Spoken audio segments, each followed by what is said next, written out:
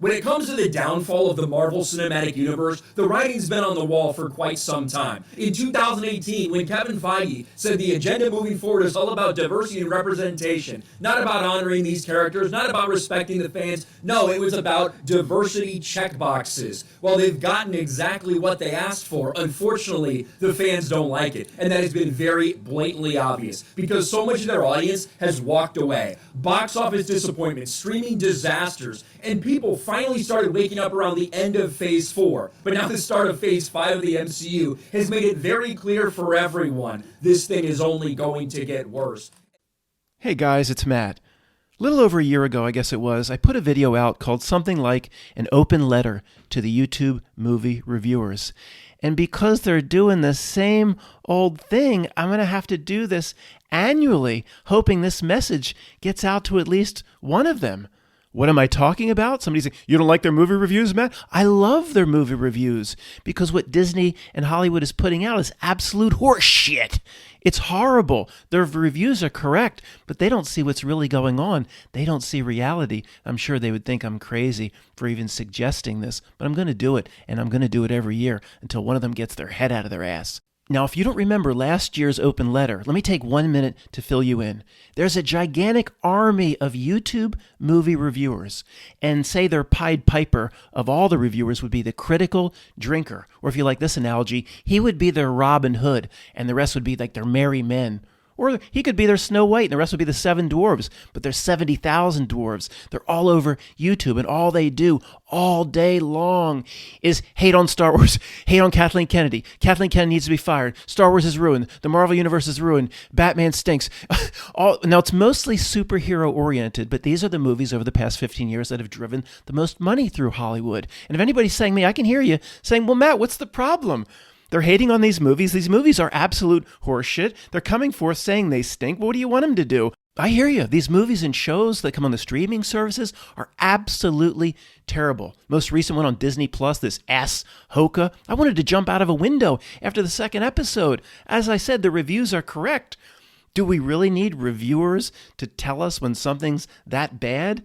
I mean, I used to watch a dog down here. I would take it to the dog park. I don't have a dog now. But when I went to the dog park and there was a pile, did I need some sort of an expert to come in and tell me, see that pile there? Yeah, don't you put your nose down to it. I don't need an expert or a reviewer to tell me about a pile of stinky whatever. I know myself. Anybody knows watching these shows, they're terrible. They're hating on Disney, hating on Warner, hating on all the movies and the streaming services, all in the same way, without seeing reality. So movie reviewers, how many years does this need to go on? How big does your sample size need to be before you say something else might be going on here? Let's take it all the way to an extreme so I can make my point. Let's say it's the early part of 2025 and Disney makes an announcement that this is their big project and everybody's getting the feeling that this one could be different. This one might actually be good.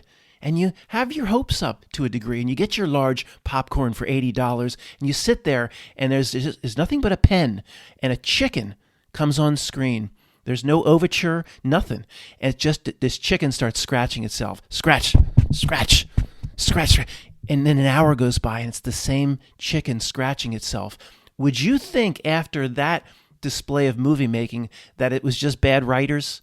Would you be able to go to the same well of excuses that it's just people pushing the message and social justice warrior themes? I mean, how bad does it need to be? Here it comes. I know you don't really accept this, and you've probably seen my comments over the years. How bad does it need to be before it obviously is being made bad on purpose? And I can hear you. Made bad on purpose? What part of crazy part of YouTube this character come from? Yes, made bad on purpose. It's not a theory anymore. It's obvious. Or does Disney need to make a 2-hour feature film that features nothing other than a chicken scratching itself before you'll start to come around and say, oh, this one might not just be bad writing. I don't know. The crazy part of YouTube might have a point. 1 minute or less for my subscribers. You may have heard of The Critical Drinker, but I know you guys don't watch this stuff. So just to put things in perspective, and you want to do the Robin Hood, we'll do the Robin Hood. Critical Drinker is Robin Hood. Then you would have I don't know, Jeremy from The Quartering would be Friar Tuck, and Nerdrotic would be Little John, I guess, in this as a merry men. And who would Desparrow be? Will Scarlet. You could do put it into other terms you might understand, the movie reviewers. Mad Max the Road Warrior. The humongous gang leader, that would definitely be the Critical Drinker. Just walk away from bad movies and entertainment. Just walk away from Kathleen Kennedy. I'll spare your entertainment lives. Then you'd have other characters. The movie reviewer Nerdrotic would be that other scary guy that rides the motorcycle that got into the petrol compound that was blocked off by the bus, and he did that flip and he screamed, ah! Oh, he actually screamed in Weird Science. It was the same guy. That would be Nerdrotic. I mean, who would Desparrow be? Would he be, I think he would be Little Chaka. The little Chaka type little kid through the boomerang. Ryan, who has a big channel, he'd be the guy, I think, that tried to reach up and catch the boomerang and got his fingers cut off. But I'm referencing a movie scene that got his fingers cut off. Then Echo Chamberlain would probably be that guy in that little helicopter. He flew into the petrol center. He tried to take that young girl out. He was no dummy. The humongous gang is big, but it is nothing, guys, compared to the YouTube Hate on Disney and Kathleen Kennedy army. There's hundreds and hundreds of channels if you include the small guys. And all the big ones, I mean, it's 200 to 400,000 subscribers. Critical Drinker, well over 1 million. So that's the background. What inspired this year's open letter is these movie reviewers' reaction to the latest Marvel/Disney movie that's out in the theaters now. I'm sure you've all seen it, Miss Marvel. Now, I'm sure it's as bad as they say. The box office returns stink. And they're saying because of the absolute horse shit that Disney's been putting out through Marvel since, say, Endgame, Infinity War, whatever all that stuff was, it made a lot of money and it was somewhat well done and somewhat interesting. But since then, I don't know, it's been 3 or 4 years, and I've seen some of these streaming shows, guys. They're absolutely terrible. I watched a few episodes of that latest Marvel release in streaming called Secret Invasion. I mean, it is one of the worst shows you'll ever see. You could just pick random kids out in high school and they could put it together better. The Disney Star Wars streaming right now, the Ahsoka. Again, kids from the D&D club, from the Star Wars club in an elementary school could do better. Then you have Disney's ruination of all the old classics, The Little Mermaid, but race swapping, or another classic with gender swapping, and a complete ruination of Peter Pan, and it just goes Pinocchio. It goes on and on and on. Now, at this point in the presentation, one of the movie reviewers, say Ryan, he's outspoken, he would probably step up and want to say to me, "What you talking about, boy? Disney, if you hadn't heard, boy, is a for-profit stock company." Ryan doesn't talk like that. It's the exact opposite of the way Ryan makes his presentation. They need to make profits. They have shareholders to answer to, and large mutual funds like the Fidelity Magellan, and annual shareholders conventions where they whack each other off. What are you talking about? It ain't no 501c3. It's not?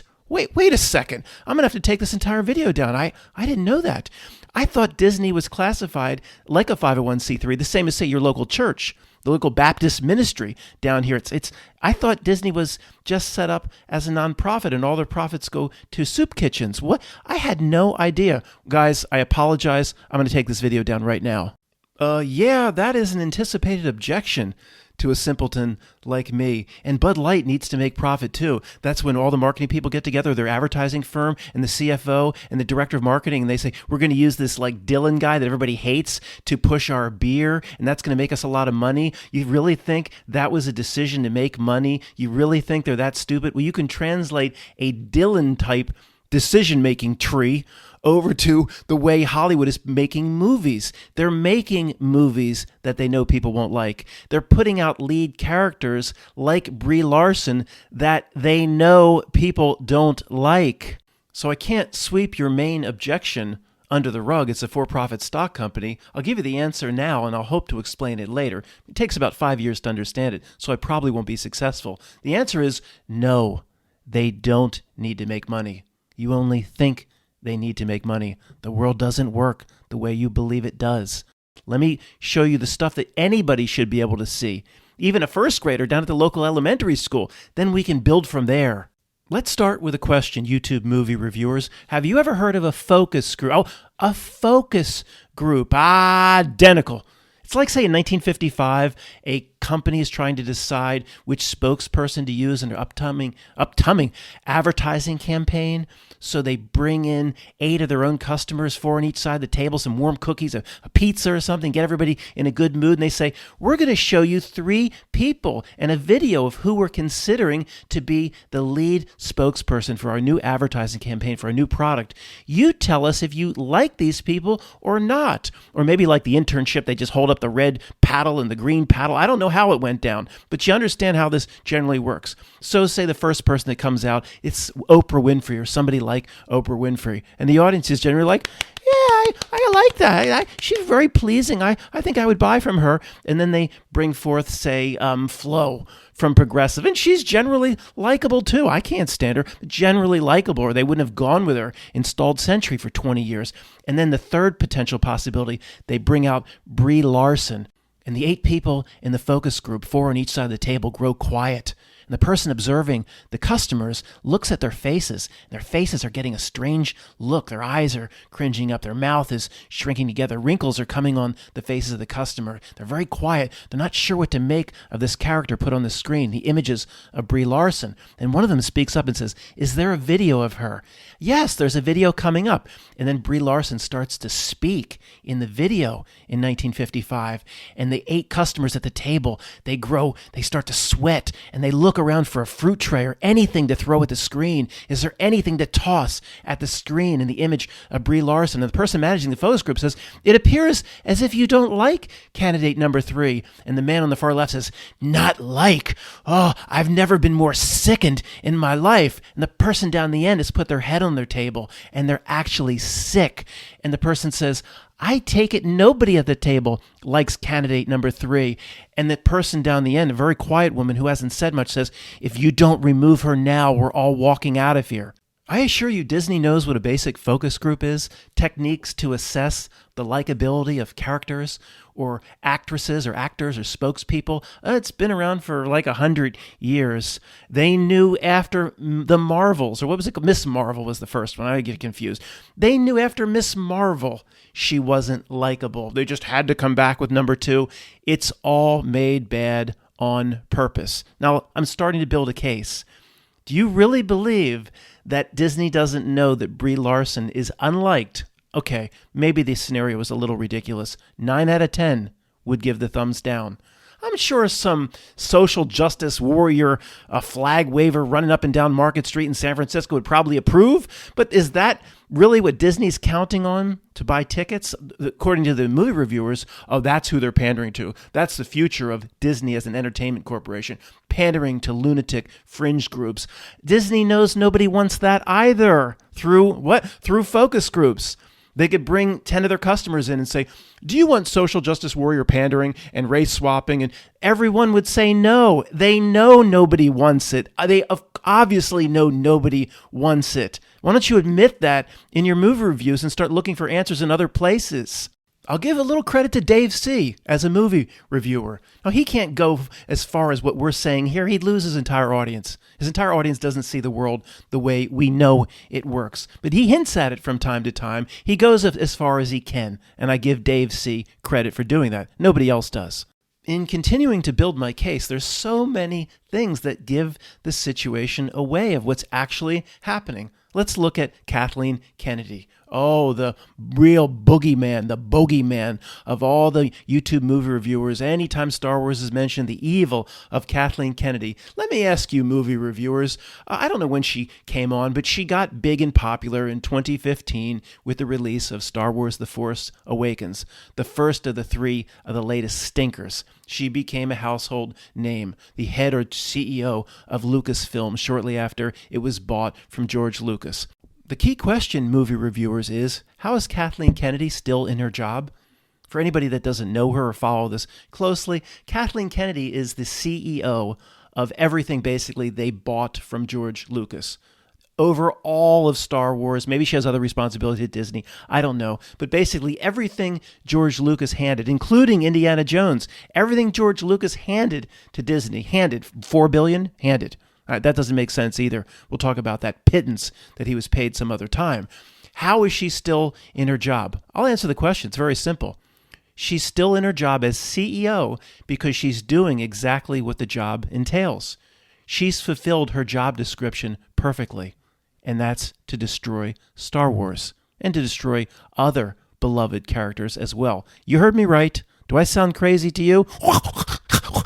Do I sound crazy to you? Her job is to destroy it. It's time to see it, movie reviewers. Well, that's crazy. I don't know who you are, sir, who you think you are. But that is absolutely horseshit crazy. I'm not listening to this anymore. Look, why Disney does not need to make money, I can't explain in a sentence. I mean, that takes a long time to see.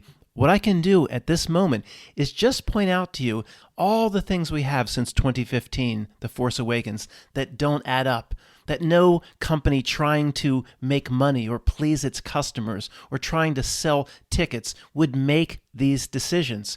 You can see that the decisions that Kathleen Kennedy are making, decisions that people think they're just trying their best, Bob Iger, etc., they're making decisions that a second grader down here at the elementary school wouldn't make. Once that happens, then you have to consider something else is going on.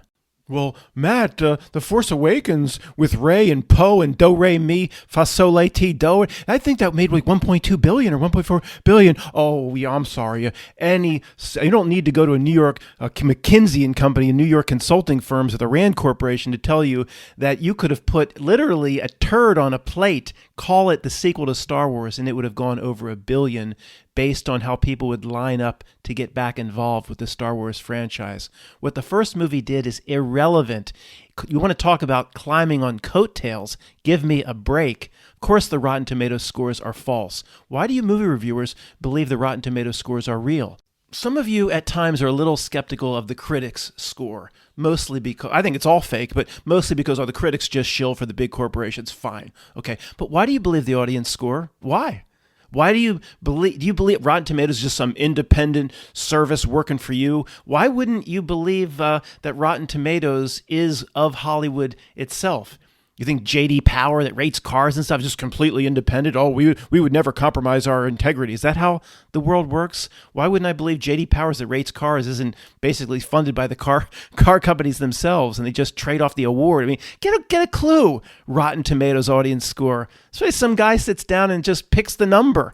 Who do they survey? When? Where does it come? Come on. Why would you believe the audience score? Once you saw the audience score for The Force Awakens, initially it was like 95% approval. That tells you right there it's 100% fake. Considering all the factors at play with The Force Awakens, the sequel to the original three. Remember, the others were prequels. This is the sequel to the big three. What was at stake? Carrie Fisher still alive. Harrison Ford still alive. Nobody knew how much longer. It was maybe your last chance to use those characters. Disney spending billions on what would be the main part of their success, right, going forward for the next 15 to 20 years. Considering what was at stake, The Force Awakens is without a doubt the worst movie ever made. And the movie reviewers and everybody else just makes excuses for why the product that Disney put out, The Force Awakens, the first one back, was so horrible. They have to make excuses for themselves. They have to fool themselves. Because if you don't fool yourself or cover it up with the excuses, we'll get to those, you will soon see that the world is not what you believed it to be. It's very dark at times. Sinister, some would say. Disturbing, others would say. So you have to make excuses. You have to say things like, Matt, see, Kathleen Kennedy and just a tiny little group was in charge, and nobody else was allowed to give input. See, that's the excuse.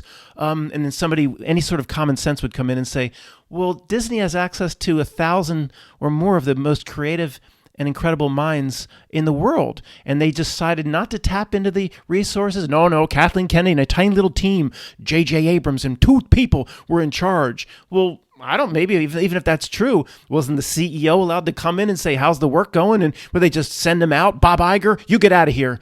You said, Bob Iger, we're going to do it ourselves. You can't look at it. You can't look at our storyboard. You can't look at what we have prepared. Come on. let's just say it was a tiny little group. And Bob Iger would say, well, don't you want to access our 1,000 Imagineers and get their ideas? Let's just say they didn't want to access the incredible brain pool. Okay, that doesn't, none of it makes any sense.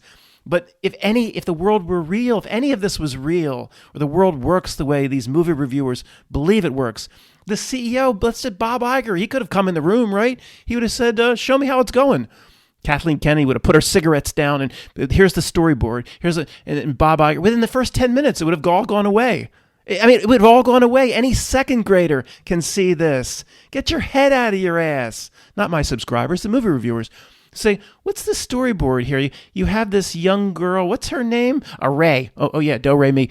This Rey gets into the Millennium Falcon in the first 10 minutes of The Force Awakens. And what is she doing here? She's flying loop-de-loops through this and through that. She's flying the Millennium Falcon better than Han, our hero of her entire fan base. She's flying it better than he could. She's flying it better than Chewie, the hero of our entire fan base, upstaging them, making them look average and bad. This little girl pops up out of nowhere. What were you thinking when you decided to destroy the legacy characters of Star Wars in the first 10 minutes of the movie here in the storyboard?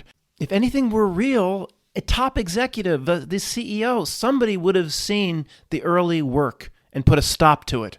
They would have said, you don't understand what you're doing here. You're destroying our whole legacy very early on in The Force Awakens. If that wasn't good enough, maybe it was the second movie where Luke is sucking off the teat or whatever, the milk and all that weird stuff. He throws come on. No, even if this team, Kathleen Kennedy's team, was this just a bunch of just bizarro, crazy social justice warrior pushing delinquents, somebody, a higher executive, they understand the basics of movie making. They would have put a stop to it. The Kathleen Kennedy version of The Force Awakens itself would have never seen the light of day. Somebody would have put a stop to it. Is anybody making excuses like they started production, they have a certain budget, and they have a timeline? Oh, yeah, sure. What was I thinking? Disney has this asset that they get from Lucasfilm. This is one of the key assets, the golden egg for potentially, if it's done right, 100 years. Even if they had The Force Awakens finished and Bob Iger never saw it and it was done and they had spent $250 million and he was like, this is terrible. They would throw it all out. Just flushing the $250 to $300 million would be worth protecting the potential $5 trillion asset over 100 years. Are you kidding me? You're going to talk to me about they had to go out with it because they had time constraints or promises to keep? Are you freaking kidding me? There are hundreds of these sorts of examples outside of Star Wars, how Disney acquired something, then ruined it. We would say it's obvious now, ruined on purpose. The movie reviewers can't see it. Pick a topic, throw a dart. The Hulk. Okay. Now, when you have a character, folks, we don't do business 101 here, but these are assets on a balance sheet. I assure you, Mickey Mouse on a balance sheet has an assigned value. These are assets on a ledger, long-term, 100-year assets. Mickey proves that. It's been around almost 100 years. The Hulk should be 100 years into the future. Luke Skywalker should be 100 years into the future. So the only thing you can't do is destroy the asset itself. But I know this, you know this, but Kathleen Kennedy doesn't know this. Bob Iger, the CEO of Disney, doesn't know this. Look at the Hulk. Now, in terms of protecting an asset, what's the one thing you can't touch? You can't touch what makes the Hulk the Hulk. It's mild manner, Dave Banner, is it Bruce Banner? That's right. Bruce Banner. And then the rage monster is always just right there. What if they're going to go back and change Jekyll and Hyde?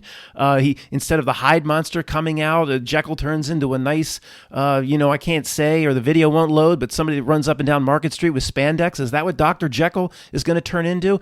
You have to keep that on edge, that Banner could turn into this horrific rage monster, out of control, attacks his own friends, attacks his own allies, uncontrollable. It's scary. You have nothing with the Hulk without that.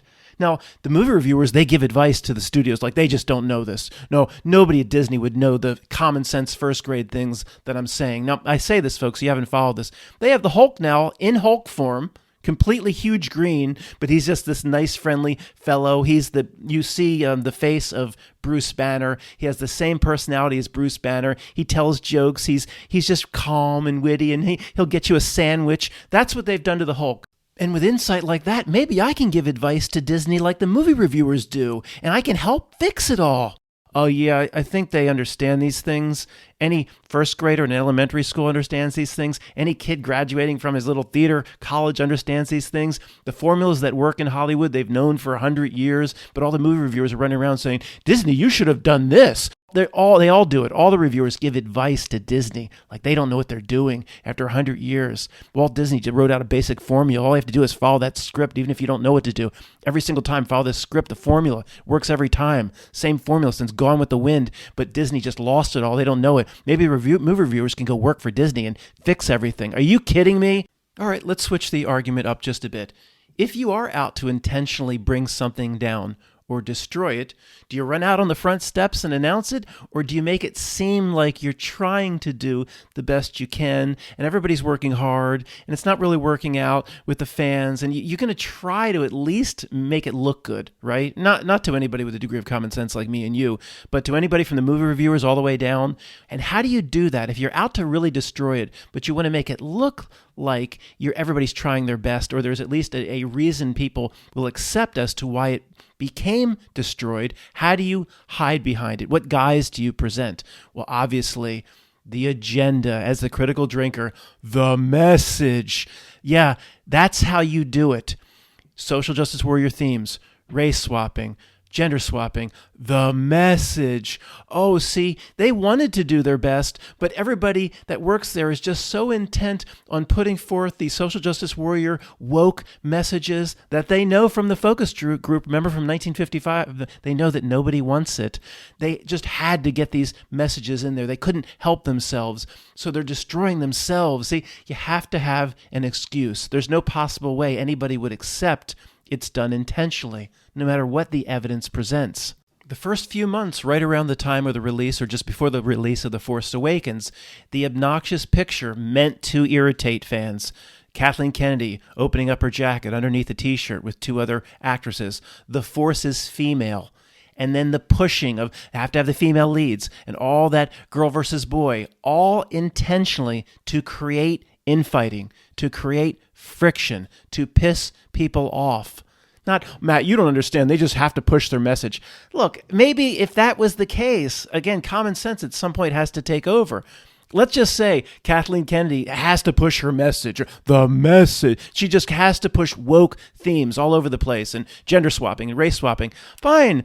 At some point, 2 years after The Force Awakens or whatever, by 2020, a big executive, the Bob before the Bob Iger, somebody would have come along and said, look, this isn't making our shareholders money if the world works the way you believe it to work, and it was just people acting in their own interest and wanting the stock price to go up, they would have been screaming 7 years ago. The major shareholders at Vanguard, the mutual funds, or even the individual shareholders, they would have screamed, get this shit out of here. It's bringing these movies down. We need to make money. They would have been screaming years ago. It proves money and profit does not drive these decisions. The movie reviewers are starting to come around a bit and seeing, as Dave hints, that agenda drives the decision, but that's not even correct. Agenda is the guise. Agenda is the cover story as to why it's failing. They don't really care at the end of the day about the agenda as much as they care about the destruction of the asset. Now, why that is, I can't explain in this video. It takes about 3 years to comprehend. The Bud Light thing, using the spokesperson is Dylan, friendly little Dylan. You drink my Bud Light. That's a little bit harder to wrap your head around or reconcile. I'm not prepared to talk about it here. In what I just said about Disney Star Wars, it doesn't make sense. It doesn't translate to Bud Light. So Bud Light, knowingly trying to destroy their own product, put this Dylan out to destroy their own beer brand. Well, there's other options. Somebody just goes to Coors Light. It doesn't do anything to society. Yeah, it is harder to... there's just no way I can dive into that now. I can just say one thing. There's no possible way that the executives at Bud Light, Budweiser, InBev, whoever owns them now, there's no possible way any marketing executive that they work with didn't know that this Yellen, this spokesperson, would not create millions of people hating them for using. In other words, that was also 100% intentional to cause the controversy. And is there anybody would come up with an excuse saying, well, they just thought they'd branch out to new markets and new drinkers? Are you kidding me? And just ignore your core customer base? Is there anybody that would be dumb enough to float that as a possibility?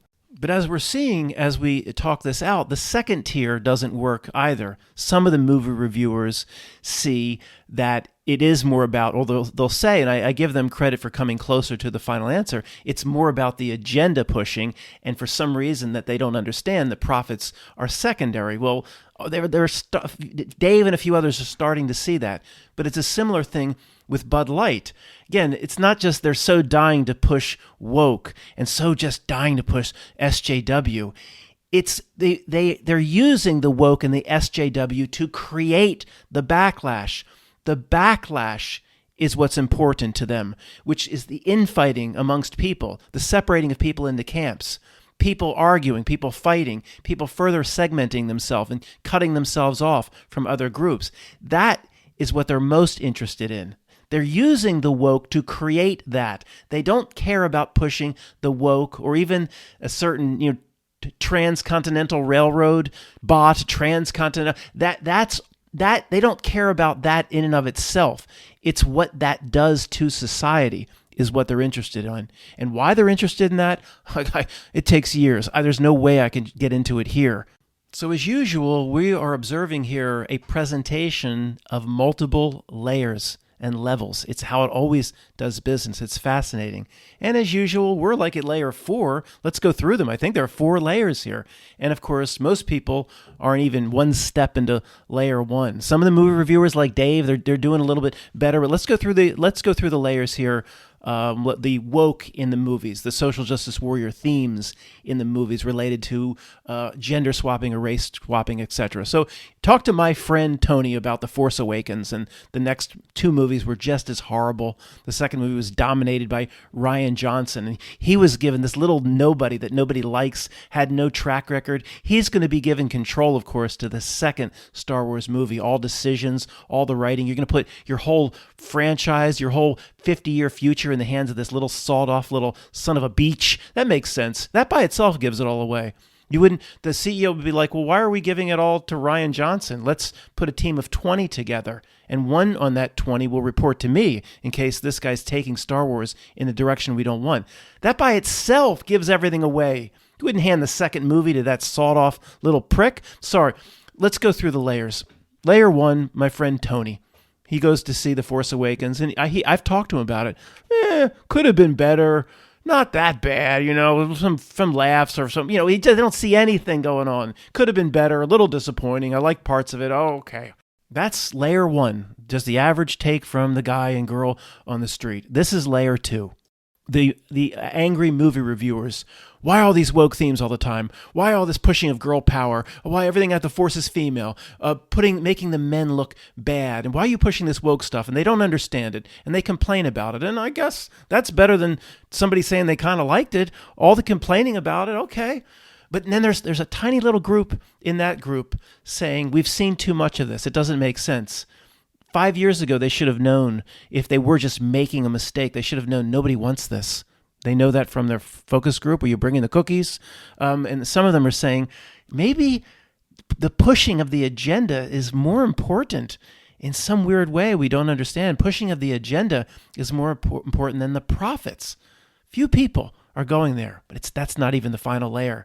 This is layer 4. The agenda pushing is the disguise or guise that it hides behind as to why the asset is being destroyed, why it can be explained that the asset was destroyed at the end of the day, and people still believing they're in a real world. Oh, I see what happened. There was this group of employees at Disney that were just such social activists, and they couldn't help themselves, and they pushed for this. And boy, they if the shareholders knew those types of people were working there, and they would push their agendas constantly right to the demise or maybe even eventual failure of Disney. But that group somehow got in there. No. That's the excuse. The destruction is what they want. The destruction has to be understood by people. Whatever is happening to Disney needs a cover story. I don't think it's going to go out of business.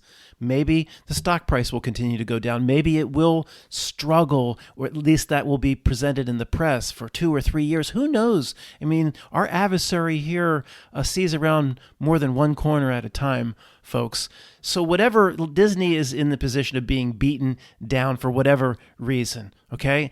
It can't just do it to itself. It needs to, an excuse will be woke movements. And then Disney will need to clean house and bring in new executives and start over again. In the interim, see, the assets have been destroyed.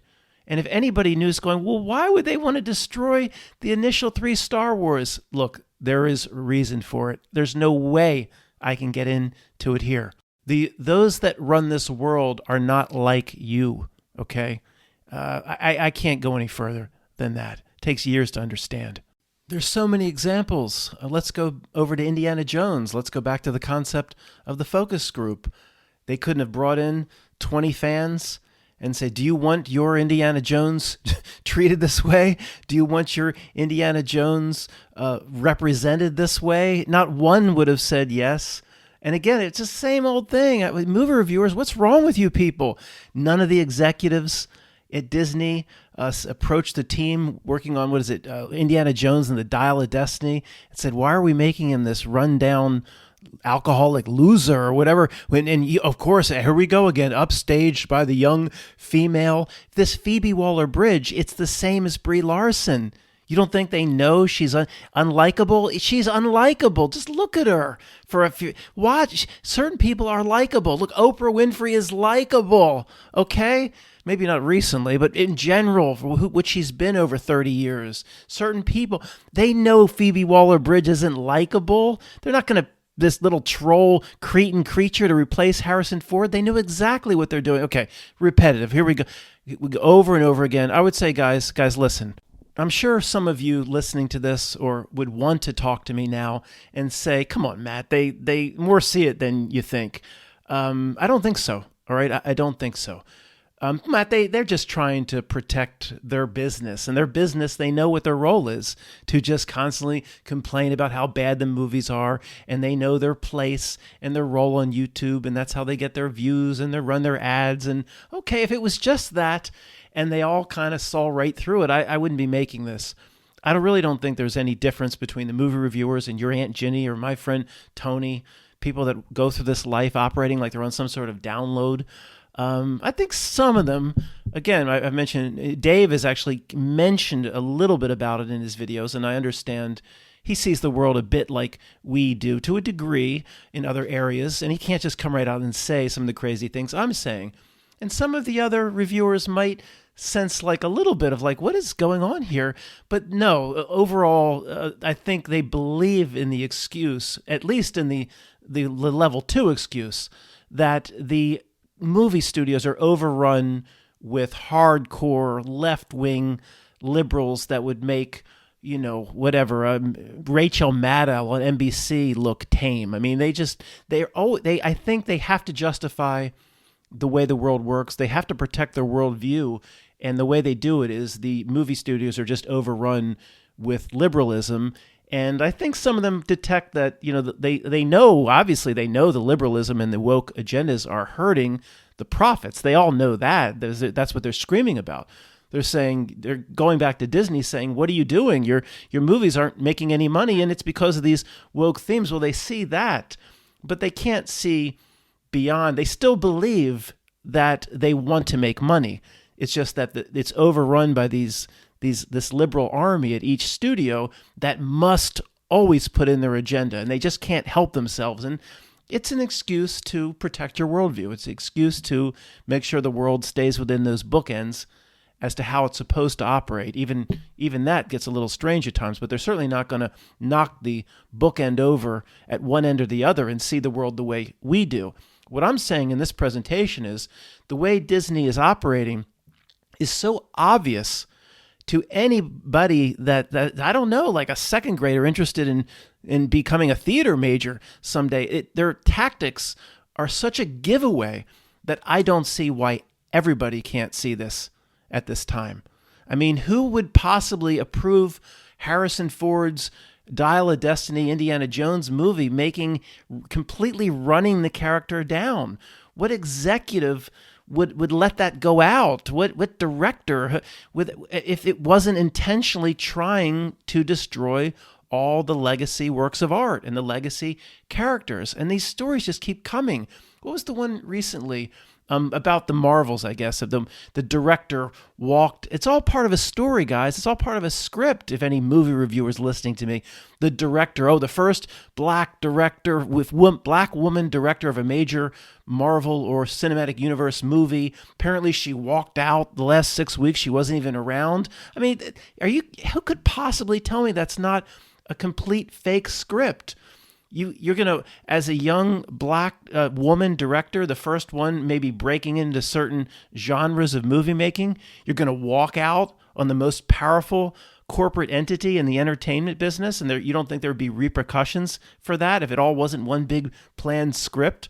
And the movie reviewers make excuses. Oh, she knew the movie was going to be so bad, so she just went somewhere else. I mean, this is second grade stuff. If you're Bob Iger, you pick up the phone. I don't know what her name is. Susan. Pick a name. Susan, you're not going to walk out, okay?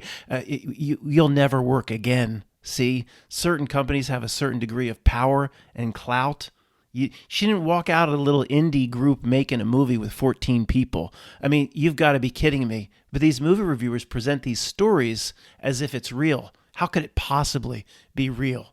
The movie reviewers look at the audience score on Rotten Tomatoes and believe every bit of it. Why should it be believed? Well, Matt, Cleopatra got like 2% or it's 0 or something. Oh, really? Cleopatra was a production that was made to cause controversy.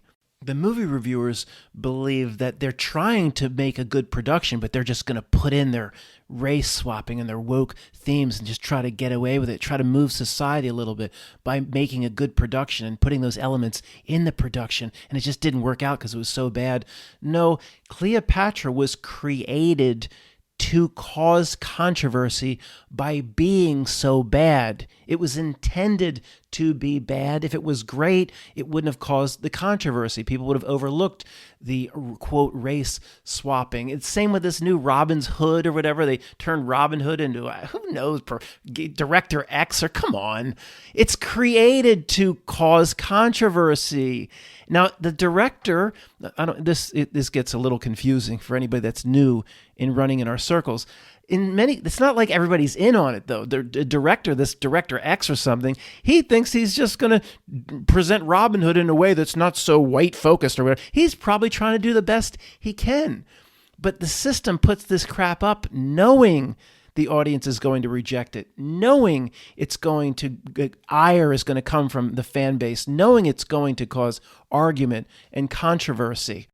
The last thing to discuss regarding the YouTube movie reviewers and what I'll call the sins of belief is the budget number for each movie. But do you know how long our list is now of all the things that these movie reviewers believe in terms of what they're told, where they shouldn't believe none of it? None of it. I don't believe none of it. Let's talk about the budget number or how much it costs to make each movie. So the movie reviewers, they get the number, $280 million it cost, from Vanity Fair, Variety Magazine, or Hollywood Insider. They latch onto it like it's real. Why should I believe that element even? Like these corporations don't know how to juggle things around on a balance sheet or pull money from over here. I mean, the biggest crime, what every movie reviewer should have woken up saying, there's something wrong with these budget presentations, was Amazon's Tolkien sequel, The Rings of Power. What were $250 million to acquire the rights, or okay, fine, but then $250 or $300 million more to make the production, one of the worst productions, one of the worst series in the history of television. Bullshit, $250 million to $300 or whatever to make that. I would say it probably cost, I remember talking about this recently, so I'll be brief, probably cost 20, 30, 40 million to make. I mean, not 250 to 300 million. I do remember talking about that recently. There was a well in one of the episodes that was plastic. I saw a plastic well, So, and the CGI, why does everybody think this is so expensive? Oh, the CGI costs hundreds. They have the computer technology already paid for. If the asset has already been depreciated over other productions, they have the workers. That why do they think the CGI is so expensive if you have the computer ability already paid for to make it? That's just the last thing that these movie reviewers believe in that they shouldn't. And now the list is quite long. I hope someday to hear from these movie reviewers so I don't have to keep making this open letter every damn year. Thanks for listening.